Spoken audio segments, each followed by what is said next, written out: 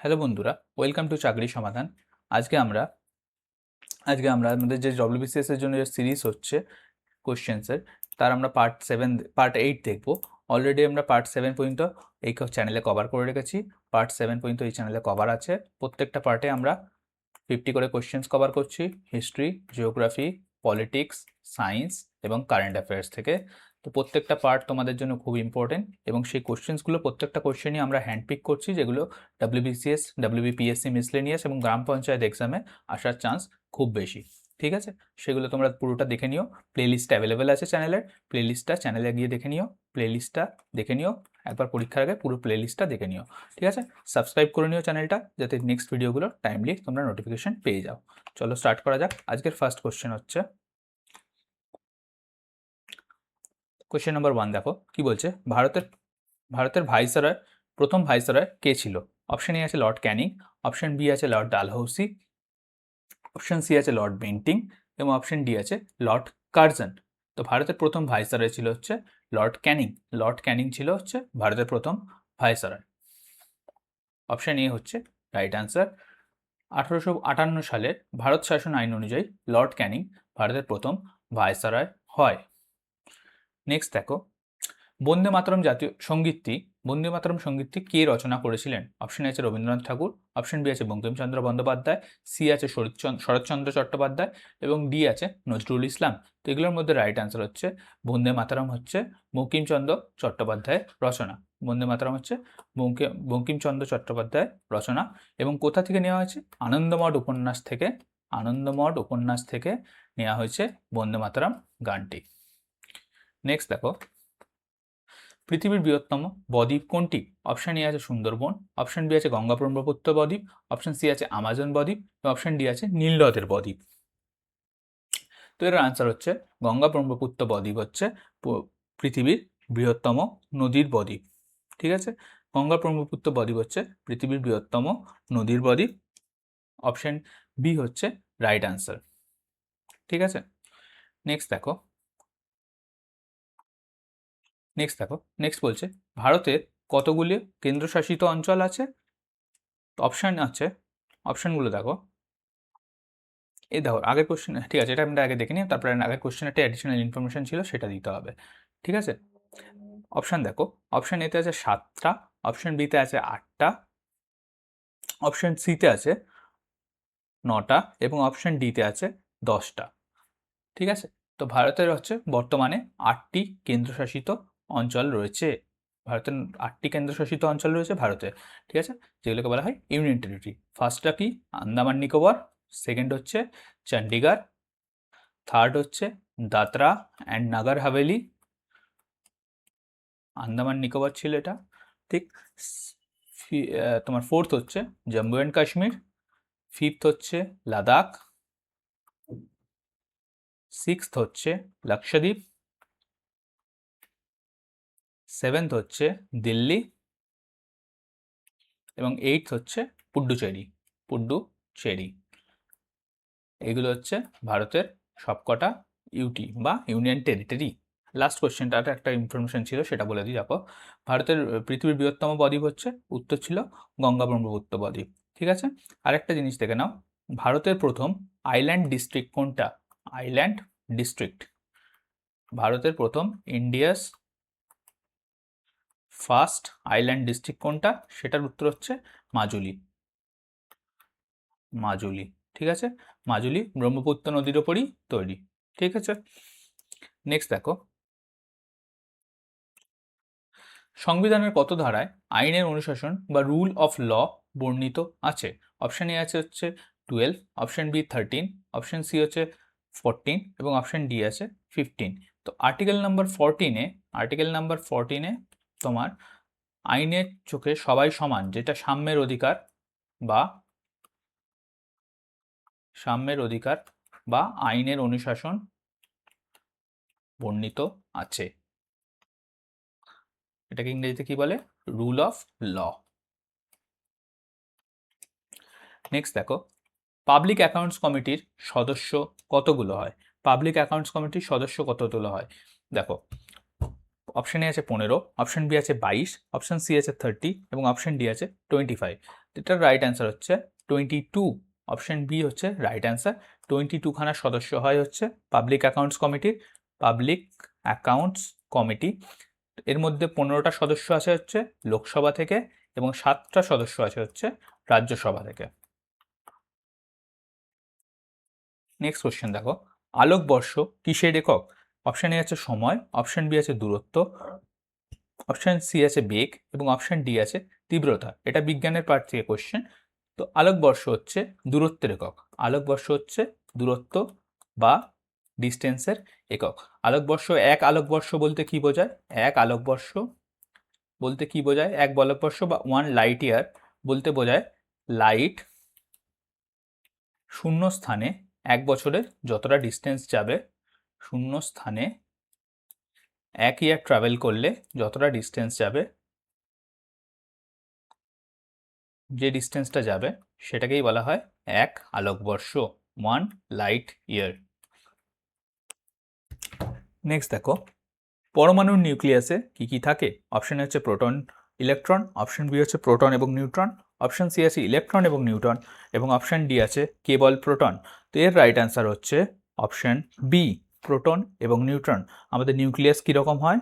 নিউক্লিয়াসের মধ্যে প্রোটন থাকে আর নিউট্রন থাকে, আর বাইরে যে কক্ষপথগুলো থাকে সেই কক্ষপথে কি থাকে? ইলেকট্রন থাকে। কোনটার কীরকম চার্জ?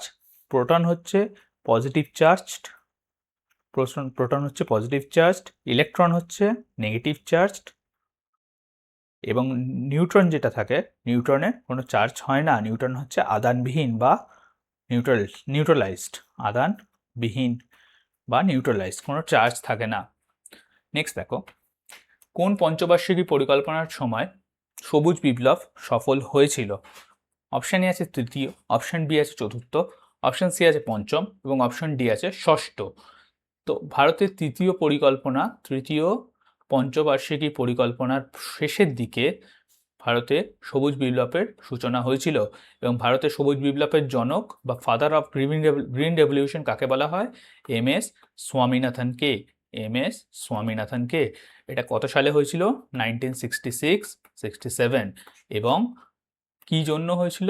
মানে গ্রিন রেভলিউশনে কি হয়েছিল? উচ্চ ফলনশীল বীজ ইউজ করা হয়েছিল যাতে প্রোডাকশন বাড়ে। উচ্চ ফলনশীল বীজ ইউজ করা হয়েছিল। নেক্সট দেখো, ইকোনমিক্সের কোশ্চেন, মুদ্রাস্ফীতি নিয়ন্ত্রণে কে ভূমিকা নেয়? অপশন এ হচ্ছে ভারত সরকার, অপশন বি হচ্ছে Reserve Bank of India, option C আছে নাবার্ড এবং অপশন ডি আছে সেবি।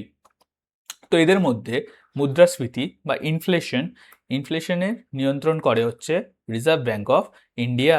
আরবিআই হচ্ছে মুদ্রাস্ফীতি নিয়ন্ত্রণ করে। আরবিআই কিভাবে নিয়ন্ত্রণ করে? মনেটারি পলিসির মাধ্যমে বিভিন্ন রেট বাড়িয়ে বা কমিয়ে, রেটস আপ বা ডাউন করে মুদ্রাস্ফীতি বা ইনফ্লেশন কন্ট্রোল করে আরবিআই। ঠিক আছে, আরবিআই হেডকোয়ার্টার কোথায় অবস্থিত?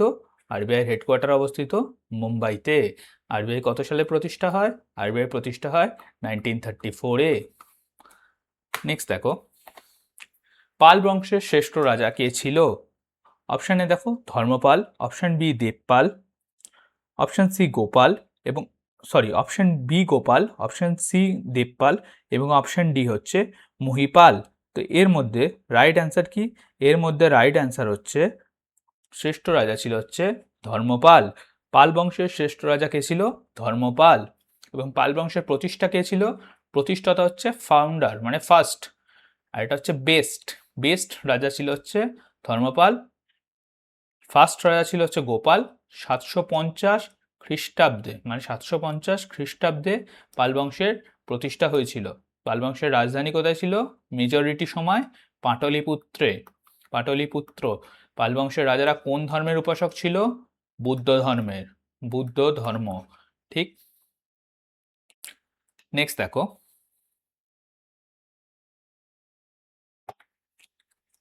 নালন্দা বিশ্ববিদ্যালয় কে ধ্বংস করেছিল? নালন্দা বিশ্ববিদ্যালয় কে ধ্বংস করেছিল? অপশান এ আছে Qutubuddin Aibak, option B Bakhtiyar Khilji, option C আছে ইবন বতুতা, অপশান সি আছে আলাউদ্দিন খিলজি এবং অপশান ডি আছে ইবন বতুতা। তো নালন্দা বিশ্ববিদ্যালয় ধ্বংস করেছিল হচ্ছে অপশান বি বখতিয়ার খিলজি। বখতিয়ার খিলজির পুরো নাম কি ছিল? দেখো, বখতিয়ার খিলজির পুরো নাম ছিল হচ্ছে ইখতিয়ার উদ্দিন মোহাম্মদ বিন বখতিয়ার খিলজি। ইনি এই নালন্দা বিশ্ববিদ্যালয় ধ্বংস করেছিল। নালন্দা বিশ্ববিদ্যালয় কোথায় অবস্থিত? বিহারে। কি হতো নালন্দা বিশ্ববিদ্যালয়? প্রাচীন ভারতের সর্বাধিক বৌদ্ধ মহাবিহার ছিল। এটা UNESCO world heritage site, UNESCO world heritage site, এবং আনুমানিক ফিফথ সেঞ্চুরিতে নালন্দা বিশ্ববিদ্যালয় প্রতিষ্ঠা হয়েছিল। ঠিক আছে, নেক্সট, বিশ্বের সবথেকে উঁচু জলপ্রপাত কোনটি? বিশ্বের সবথেকে উঁচু জলপ্রপাত কোনটি? অপশান এ দেখো, অপশান এ আছে ভিক্টোরিয়া, অপশান বি আছে অ্যাঞ্জেল, অপশান সি আছে নায়াগ্রা এবং অপশান ডি আছে জোক। ঠিক আছে, এদের মধ্যে রাইট অ্যান্সার হচ্ছে অ্যাঞ্জেল জলপ্রপাত বা অ্যাঞ্জেলি জলপ্রপাত, ANGELE। অ্যাঞ্জেলি জলপ্রপাত কোথায় অবস্থিত? ভেনেজুয়েলাতে। এটা হচ্ছে বিশ্বের সবচেয়ে হাইয়েস্ট জলপ্রপাত। ঠিক আছে, এবং ভারতের সবচেয়ে উচ্চতম জলপ্রপাত কোনটা? ভারতের হচ্ছে সবচেয়ে উচ্চতম জলপ্রপাত হচ্ছে কুচিকাল, KUNCHIKAL, কুচিকাল ওয়াটারফল হচ্ছে ভারতের সবচেয়ে উচ্চতম জলপ্রপাত। এটা কোথায় অবস্থিত? কর্ণাটকাতে। কোন নদীর ওপর? বরাহি নদীর ওপর। এর হাইট হচ্ছে 1493 ফিট। ঠিক আছে, নেক্সট দেখো, ভূত্বকের প্রধান উপাদান কি? অপশান এ আছে লোহা, অপশান বি আছে সিলিকা ও অ্যালুমিনিয়াম, অপশান সি আছে ম্যাগনেসিয়াম, অপশান ডি আছে কার্বন। তো এর মধ্যে মানুষের এই ভূত্বক মানে মাটির প্রধান উপাদান হচ্ছে সিলিকা এবং অ্যালুমিনিয়াম। SI হচ্ছে সিলিকা, AL হচ্ছে অ্যালুমিনিয়াম, দুটো অ্যাড হলে হয়ে যায় সিয়াল। SIAL, সিয়াল হচ্ছে শর্ট ট্রিক মনে রাখার জন্য। এটাই হচ্ছে ভূত্বকের প্রধান দুটি উপাদান। নেক্সট দেখো, রাজ্যসভার সদস্যদের মেয়াদ কত দিনের হয়? অপশান এ আছে 4 বছর, অপশান বি আছে 5 বছর, অপশান সি আছে 6 বছর এবং অপশান ডি আছে 3 বছর। এদের মধ্যে রাইট অ্যান্সার হচ্ছে 6 বছর। Option C 6 years. রাজ্যসভার সদস্যদের মেয়াদ হয় 6 ইয়ার্স। দেখো, রাজ্যসভা আর লোকসভা দুটো আপার হাউস এবং লোয়ার হাউস বলা হয়। লোয়ার হাউস কোনটা? এইটা। আপার হাউস কোনটা? এইটা। তো এর মধ্যে লোকসভার সদস্যদের মেয়াদ হয় 5 বছর এবং রাজ্যসভার সদস্যদের মেয়াদ হয় 6 বছর। লোকসভা ডিজলভ করে যায়, সেই জন্য লোকসভা পার্মানেন্ট নয়। কিন্তু রাজ্যসভা কখনোই ডিজলভ করে না, রাজ্যসভা ডিজলভ করে না, সেই জন্য রাজ্যসভা হচ্ছে একটা পার্মানেন্ট হাউস, স্থায়ী হাউস। ঠিক আছে, নেক্সট দেখো, ভারতের রাষ্ট্রপতি কার ইস্তফাপত্র গ্রহণ করেন? অপশান এ হচ্ছে প্রধানমন্ত্রী, অপশান বি উপরাষ্ট্রপতি, অপশান সি হচ্ছে প্রধান বিচারপতি এবং অপশান ডি হচ্ছে স্পিকার। এর মধ্যে রাইট অ্যান্সার হচ্ছে উপরাষ্ট্রপতি বা ভাইস প্রেসিডেন্ট যে হয় তার ইস্তফাপত্র গ্রহণ করেন হচ্ছে প্রেসিডেন্ট অফ ইন্ডিয়া বা রাষ্ট্রপতি। নেক্সট দেখো, জলের হিমাঙ্ক কত? পানি লেখা আছে এখানে, যাই হোক, জলের হিমাঙ্ক কত? অপশান আছে 0 ডিগ্রি সেলসিয়াস, অপশান বি আছে 4 ডিগ্রি সেলসিয়াস, অপশান সি আছে 100 ডিগ্রি সেলসিয়াস এবং অপশান তোমার ডি আছে 32 ডিগ্রি সেলসিয়াস। জলের হিমাঙ্ক হচ্ছে 0 ডিগ্রি সেলসিয়াস। নেক্সট দেখো, রক্তের লোহিত কণিকা কোথায় তৈরি হয়? অপশান এ আছে যকৃৎ, অপশান বি আছে অস্থিমজ্জা, অপশান সি আছে হৃৎপিণ্ড এবং অপশান ডি আছে ফুসফুস। তো এর মধ্যে রাইট অ্যান্সার হচ্ছে লোহিত রক্তকণিকা বা আরবিসি তৈরি হয় অস্থিমজ্জায় বা বোন ম্যারোতে। এবং তোমার আরবিসির আয়ু কত? আরবিসির আয়ু হচ্ছে 120 দিন। আরবিসি মারা যায় কোথায়? প্লিহাতে, প্লিহাতে। নেক্সট দেখো, ভারতের অর্থনীতির প্রকৃতি কি রকম? অপশন এ হচ্ছে সমাজতান্ত্রিক বা সোশ্যালিস্ট, অপশন বি হচ্ছে পুঁজিবাদী বা ক্যাপিটালিস্ট, অপশন সি হচ্ছে মিক্সড বা মিশ্র, এবং অপশন ডি হচ্ছে সাম্যবাদী বা ইকুয়ালিস্ট। তো ভারতের অর্থনীতি বা ইকোনমি হচ্ছে মিশ্র অর্থনীতি। এটা খানিকটা সমাজতান্ত্রিক আর খানিকটা ক্যাপিটালিস্ট, এই দুটোর মিশ্রণে তৈরি বলে ভারতের অর্থনীতিকে মিক্সড ইকোনমি বলা হয়। নেক্সট দেখো, কোনটি পরোক্ষ করের উদাহরণ? পরোক্ষ কর মানে হচ্ছে ইনডাইরেক্ট ট্যাক্স। ইনডাইরেক্ট ট্যাক্স, এর আগের ভিডিওটায় আমরা ট্যাক্সের কনসেপ্ট ভালো করে দেখেছিলাম। ডাইরেক্ট ট্যাক্স কি, ইনডাইরেক্ট ট্যাক্স কি, যদি তোমরা ভিডিওগুলো না দেখে থাকো, পার্ট 1 থেকে 7 অলরেডি আপলোড আছে, দেখে নেবে। প্লেলিস্টও করা আছে, সেই প্লেলিস্ট থেকে ধরে ধরে প্রত্যেকটা পার্ট দেখে নেবে। তোমাদের এক্সাম যেগুলো আসছে সামনে, WBCS, WBPSC মিসলেনিয়াস, এবং তোমাদের যে পঞ্চায়েত এক্সাম আসছে, সেই 3টে এক্সামের জিকে পোর্শনের জন্য এই ভিডিওগুলো খুব ইম্পর্টেন্ট। প্রত্যেকটা পার্টেই 50টা করে কোশ্চেন আছে, আগে পুরো পার্টগুলো এক্সামের আগে দেখে নেবে। দেখো এই কোশ্চেনে দেখো, পরোক্ষ করের উদাহরণ কোনটা? অপশন এ আছে আয়কর, অপশন বি আছে কর্পোরেট ট্যাক্স, অপশন সি আছে জিএসটি, অপশন ডি আছে সম্পত্তি কর। এগুলোর মধ্যে একমাত্র জিএসটি, যেটা হচ্ছে কি বলে, গুডস অ্যান্ড সার্ভিসেস ট্যাক্স, এটাই একমাত্র ইনডাইরেক্ট ট্যাক্স। বাকি সব রকম হচ্ছে, বাকি যে সবগুলো নামগুলো রয়েছে, আয়কর মানে ইনকাম ট্যাক্স, কর্পোরেট ট্যাক্স এবং তোমার সম্পত্তি কর, এই তিনটেই হচ্ছে মানে প্রপার্টি ট্যাক্স, এটা এই তিনটেই হচ্ছে ডাইরেক্ট ট্যাক্স। একমাত্র জিএসটি হচ্ছে ইনডাইরেক্ট ট্যাক্স। নেক্সট দেখো, সিন্ধু সভ্যতার বন্দর শহর কোনটি ছিল? অপশন এ আছে Harappa, option B Mohenjodaro, option C আছে লোথাল, অপশন ডি আছে রোপার। এগুলোর মধ্যে সিন্ধু সভ্যতার বন্দর শহর ছিল হচ্ছে লোথাল। লোথাল ছিল সিন্ধু সভ্যতার বন্দর শহর, এবং সিন্ধু সভ্যতার বন্দর শহর লোথাল ছিল। সিন্ধু সভ্যতার বন্দর শহর লোথাল যে ছিল, আর একটা জিনিস ইম্পর্ট্যান্ট এখানে, যে সিন্ধু সভ্যতার আবিষ্কারক কারা ছিল? রাখাল দাস বন্দ্যোপাধ্যায় এবং দয়ারাম সাহানি 1922 সালে সিন্ধু সভ্যতা আবিষ্কার করে। এর দুটো মেজর পোর্শন ছিল, একটা হচ্ছে হরপ্পা, একটা হচ্ছে মহেঞ্জোদারো। মহেঞ্জোদারোকে আরেকটা কি বলা হয়? মৃতের স্তূপ বলা হয়, মৃতের স্তূপ বলা হয়। নেক্সট দেখো, বেদ কয়টি? অপশন এ আছে দুটো, তিনটে, বি হচ্ছে তিনটে, সি হচ্ছে চারটে এবং ডি হচ্ছে 5টা। তো বেদ কয়টি? বেদ হচ্ছে 4টি। কি কি বেদ? ঋগ্বেদ, যজুর্বেদ, অথর্ববেদ, সামবেদ এবং অথর্ববেদ, এই 4টেই হচ্ছে বেদের পার্ট। নেক্সট দেখো, ভারত ও শ্রীলঙ্কার মধ্যে কি অবস্থিত? অপশন এ হচ্ছে পক প্রণালী, অপশন বি হচ্ছে সুয়েজ খাল, অপশন সি হচ্ছে জিব্রাল্টার, অপশন ডি হচ্ছে মালাক্কা প্রণালী। এর উত্তর হচ্ছে পক প্রণালী বা স্ট্রেট অফ পক। স্ট্রেট অফ অবস্থিত হচ্ছে ইন্ডিয়া এবং শ্রীলঙ্কার মধ্যে। ইন্ডিয়া এবং শ্রীলঙ্কার মধ্যে পক প্রণালী অবস্থিত। তোমরা বলো তো, ইন্ডিয়া এবং মালদ্বীপসের মধ্যে কি অবস্থিত?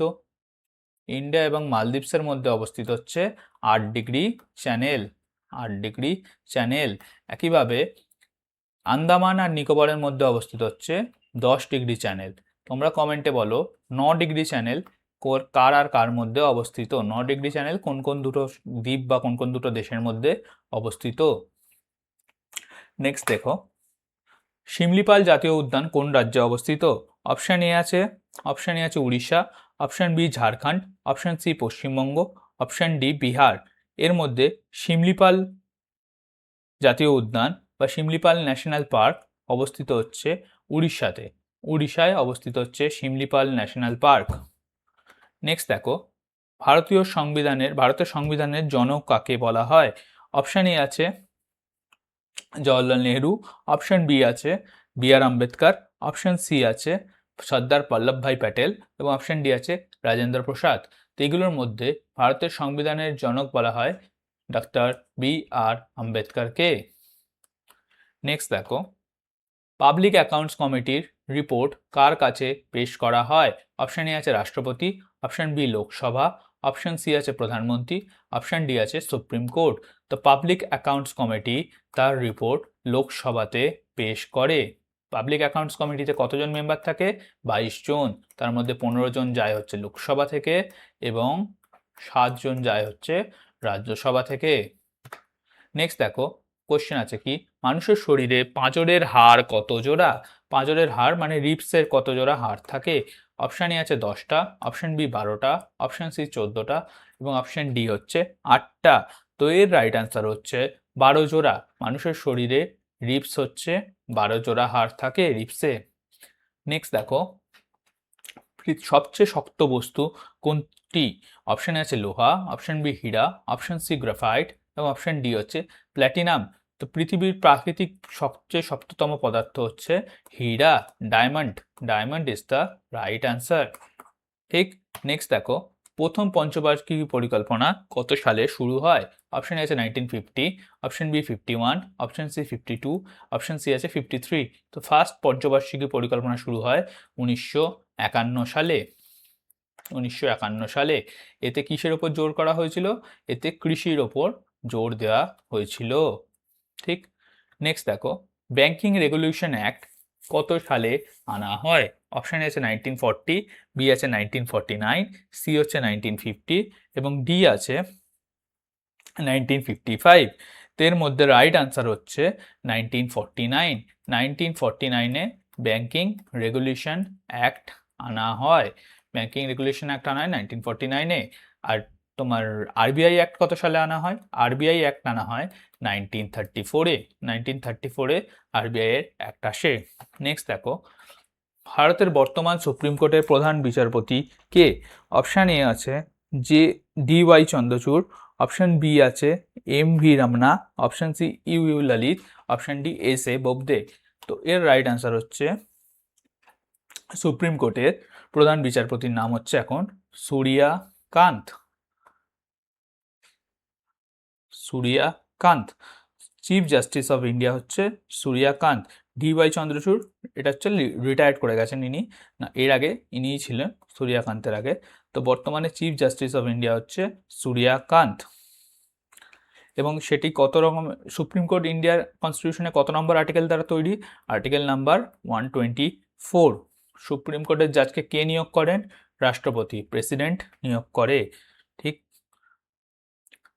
নেক্সট দেখো আকবরনামা কার রচনা? Option A Abul Fazl, option B Faizi, option C Tansen এবং অপশন ডি হচ্ছে বীরবল। তো এর মধ্যে Abul Fazl is the right answer. Abul Fazl হচ্ছে আকবরনামা আবুল ফজলের রচনা। নেক্সট দেখো নেক্সট কোশ্চেন হচ্ছে হিউয়েন সাং কার রাজত্বকালে ভারতে আসেন? অপশন এ আছে হর্ষবর্ধন, অপশন বি আছে সমুদ্রগুপ্ত, অপশন সি আছে অশোক এবং অপশন ডি আছে কনিষ্ক। এদের মধ্যে রাইট অ্যান্সার হচ্ছে হর্ষবর্ধন। হর্ষবর্ধনের রাজত্বকালে হিউয়েন সাং ভারতে আসেন। হর্ষবর্ধনের রাজত্বকালে হিউয়েন সাং ভারতে আসেন এবং হর্ষবর্ধনের সভাকবির নাম কি ছিল? বাণভট্ট। বাণভট্ট। নেক্সট দেখো ভারতের দীর্ঘতম সেতু কোনটি? ভারতের দীর্ঘতম সেতু কোনটি? অপশানে আছে ভূপেন হাজারিকা সেতু, সরি, অপশানে আছে ভূপেন হাজারিকা সেতু, অপশন বি আছে মহাত্মা গান্ধী সেতু, অপশন সি আছে বান্দ্রাওয়াল্লি সেতু এবং অপশন ডি আছে হাওড়া ব্রিজ। তো এগুলোর মধ্যে ভারতের দীর্ঘতম সেতু কোনটি? তো ইন্ডিয়াস লংগেস্ট ব্রিজ হচ্ছে ভূপেন হাজারিকা সেতু। ভূপেন হাজারিকা সেতু। ঠিক আছে, ভূপেন হাজারিকা সেতু হচ্ছে ইন্ডিয়াস লংগেস্ট ব্রিজ। ভারতের দীর্ঘতম শ্রী সেতু হচ্ছে বান্দ্রা ওয়ার্লি সেতু। ঠিক আছে, বান্দ্রা ওয়ার্লি সেতু হচ্ছে ভারতের দীর্ঘতম সি সেতু, মানে হচ্ছে নদীর ওপর, এই সমুদ্রের ওপর যে রিভার, এই সমুদ্রের ওপর যে সেতু সেটা হচ্ছে বান্দ্রা ওয়ার্লি সেতু, হচ্ছে India's longest sea bridge.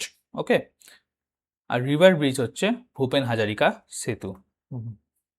River bridge হচ্ছে ইন্ডিয়াস লংগেস্ট রিভার ব্রিজ হচ্ছে ভূপেন হাজারিকা সেতু এবং ইন্ডিয়াস লংগেস্ট সি ব্রিজ হচ্ছে বান্দ্রা ওয়ার্লি সেতু। ঠিক আছে, নেক্সট দেখো,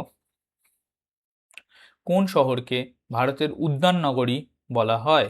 অপশান এ আছে মুম্বাই, অপশান বি আছে বেঙ্গালুরু, অপশান সি আছে চেন্নাই, কলকাতা, এবং ডি আছে চেন্নাই।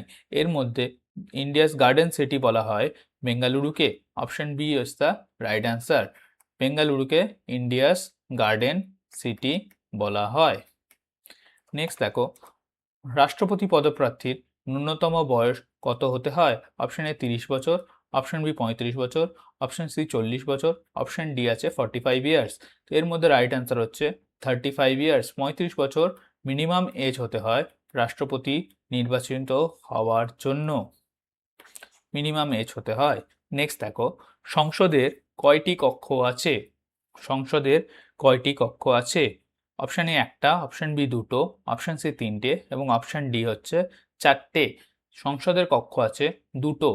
পার্লামেন্টের দুটো হাউস আছে, একটা হচ্ছে লোকসভা, এটাকে বলা হয় লোয়ার হাউস, আর একটা হচ্ছে রাজ্যসভা, যেটাকে বলা হয় আপার হাউস। নেক্সট দেখো, লিম্ফ্যাটিক সিস্টেমের কাজ কি? অপশান এ দেখো, অপশান এ আছে হচ্ছে সংক্রমণ রোধ, অপশান বি আছে খাদ্য সঞ্চয়, অপশান সি আছে শক্তি উৎপাদন, এবং অপশান ডি আছে হাড়ের বৃদ্ধি।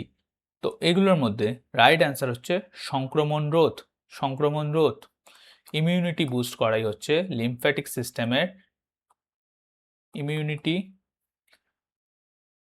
বুস্ট করা হচ্ছে লিম্ফ্যাটিক সিস্টেমের মেইন কাজ। নেক্সট দেখো, নেক্সট কোশ্চেন কি আছে? নেক্সট কোশ্চেন আছে চোখের লেন্সের কাজ কি? অপশন এ প্রতিসরণ, অপশন বি প্রতিফলন, অপশন সি বিচ্ছুরণ, অপশন ডি শোষণ। তো এগুলোর মধ্যে প্রতিসরণ করার মাধ্যমে চোখের লেন্স কাজ করে। লেন্স কি কি সিস্টেমে কাজ করে, বা কোন তোমার কোন সিস্টেমকে ইউজ করে? হচ্ছে আলোর প্রতিসরণ, আলোক রশ্মির প্রতিসরণ ঘটিয়ে লেন্সের মাধ্যমে রেটিনায় প্রতিবিম্ব তৈরি হয়, যেটাকে আমরা দেখতে পাই। রেটিনায় প্রতিবিম্ব তৈরি হয়। নেক্সট দেখো, বিশ্ব ব্যাংকের বা ওয়ার্ল্ড ব্যাংকের সদর দপ্তর মানে হেডকোয়ার্টার কোথায়? অপশান এ আছে Washington, option B New York, option C London, option D Paris. এর মধ্যে রাইট অ্যান্সার হচ্ছে ওয়াশিংটন ডিসিতে ওয়ার্ল্ড ব্যাংকের হেডকোয়ার্টার অবস্থিত। নেক্সট দেখো, পলাশির যুদ্ধ কত সালে হয়েছিল? অপশান এ আছে 1757, অপশান বি 1764, অপশান সি আছে 1765, এবং অপশান ডি আছে 1773। এর মধ্যে রাইট অ্যান্সার হচ্ছে 1757, অপশান এ। 1757 সালে পলাশির যুদ্ধ হয়েছিল। তোমরা কমেন্টে বলো পলাশির যুদ্ধ কাদের মধ্যে হয়েছিল, সবাই কমেন্ট করে আনসার দাও। নেক্সট হচ্ছে মৌর্য বংশের প্রথম রাজা কে? অপশান এ আছে চন্দ্রগুপ্ত মৌর্য, অপশান বি আছে অশোক, অপশান সি আছে বিন্দুসার, এবং অপশান ডি আছে বিম্বিসার। এর মধ্যে রাইট অ্যান্সার হচ্ছে মৌর্য বংশের প্রথম রাজা ছিল হচ্ছে চন্দ্রগুপ্ত মৌর্য।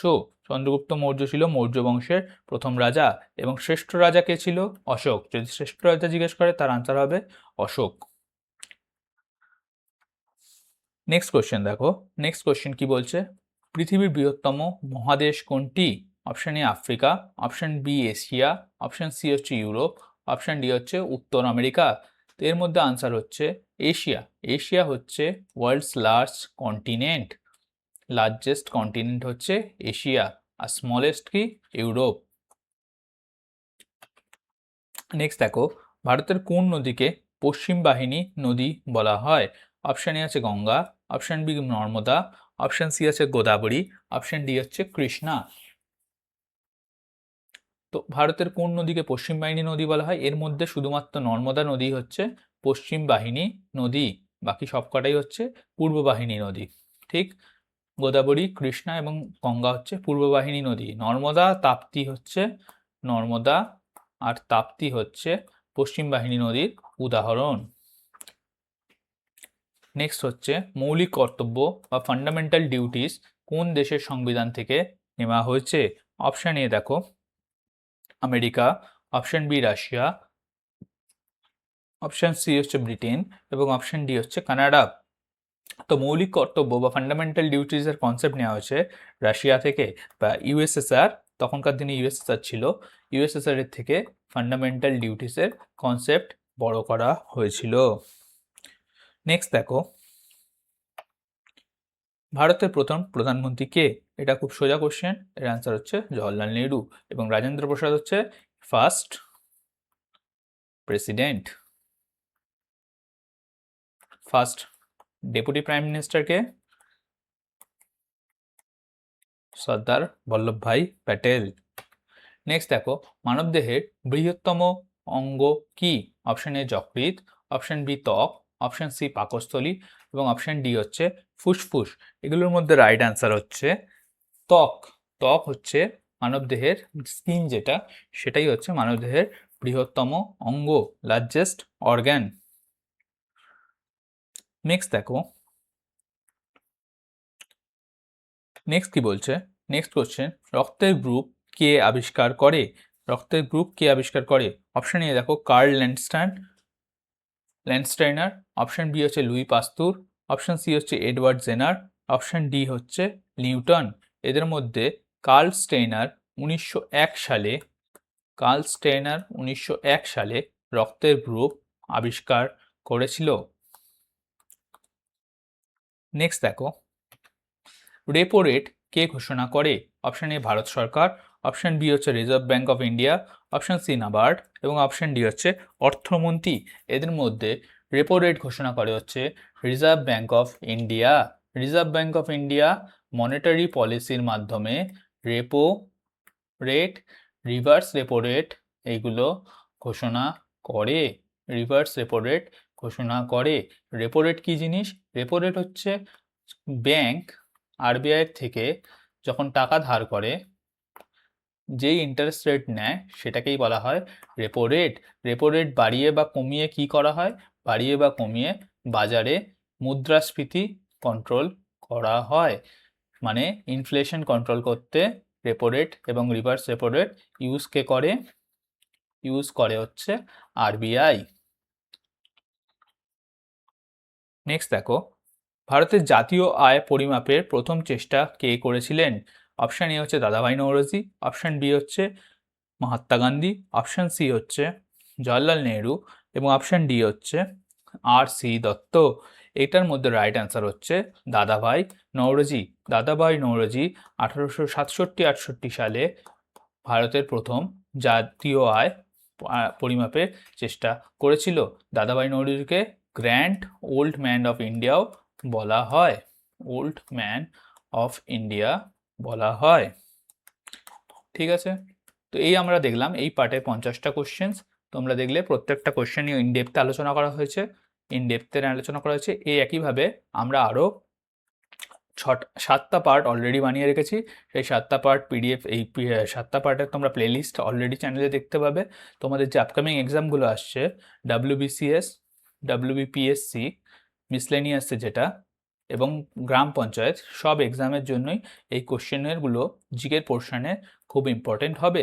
তো এই এক্সামগুলো যদি তোমরা প্রিপেয়ার করে থাকো, তোমরা প্লে লিস্টটা অবশ্যই দেখে নাও এবং চ্যানেলটা সাবস্ক্রাইব করে নাও, যাতে আরও ফিউচার যে ভিডিওগুলো আসছে সেগুলো তোমরা টাইমলি পেতে থাকো।